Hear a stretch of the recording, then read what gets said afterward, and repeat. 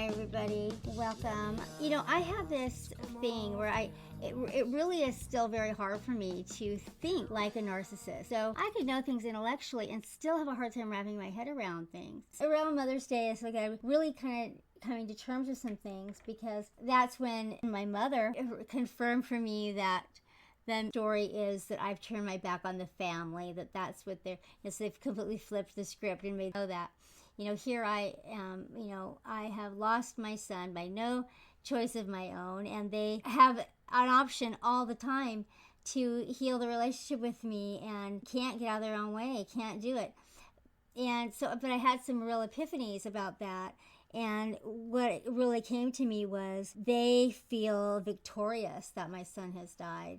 They feel like the thing that they couldn't infiltrate was my family, my relationships with my kids, and that, well, now they'll show me because I have lost my son. They didn't have a relationship with my son. Son had started to see through everything. And of course, my two sons and I are the only witnesses to all of it.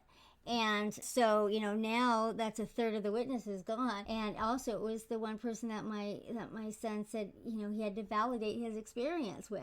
And so, of course, the minute Noah's not there and I'm not there at an event, because I'm always excluded, they were gaslighting him. My niece's birthday, where my ex-husband was there and not me, this is my biological niece, all these years later, the only reason that they have for getting together anymore is just to keep verifying each other's false reality. They need each other to reinforce their false reality, which is exactly why I have to be excluded, which is exactly why they hate me. The reason they hate me is because I'm an obstacle in them believing their false reality. And so they love my suffering. They love to see me suffer. They love to, if I lose friends, if I'm lonely, for me to lose my son that was a great day for them. They don't feel compassion, feel any sort of conscience or guilt. They don't feel any love. And there's just piles and piles and piles of evidence that would prove that. There is really no evidence that would make the argument that they love me,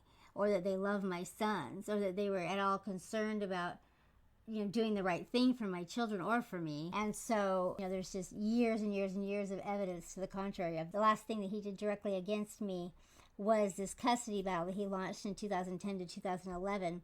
And throughout the thing, I was saying to him, because based on professional information from the counselors, that my sons were both suicidal, that they both may not survive any more of this conflict. And, they were at this point, they were like 16 and 14, just let them live where they want to live.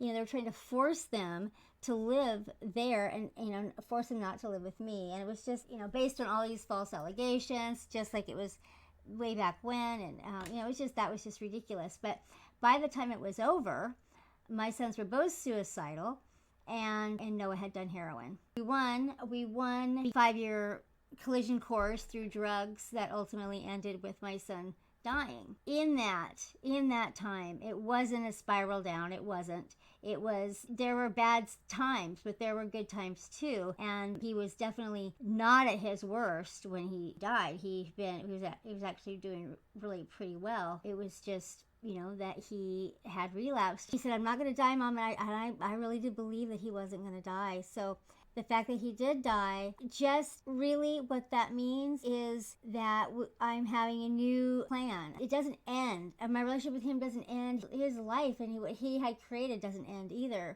His music is going to live on. I'm going to do something with it. I'm going to get it out into the world. I am going to tell our story. I'm going to keep Noah alive and our story alive and in the world to help people. I'm going to do whatever I can. I have a very strong belief that, because I had a near-death experience, so I got a glimpse on the other side. I know that it's just a thin veil, and that he's right here with me in an ongoing relationship with my son still. I never ever processed the idea that that was over. I just figured it's changing. We're going to have a different relationship now than I planned, but it's certainly not over. We're going to have, and he's going to help. What he wants me to do with the music, what we can do with the book, he's going to be part of that. We're going to create it together. And, and it might involve Liam too. And I think that this whole thing is going to be the beginning of something potentially could turn into something really, really exciting.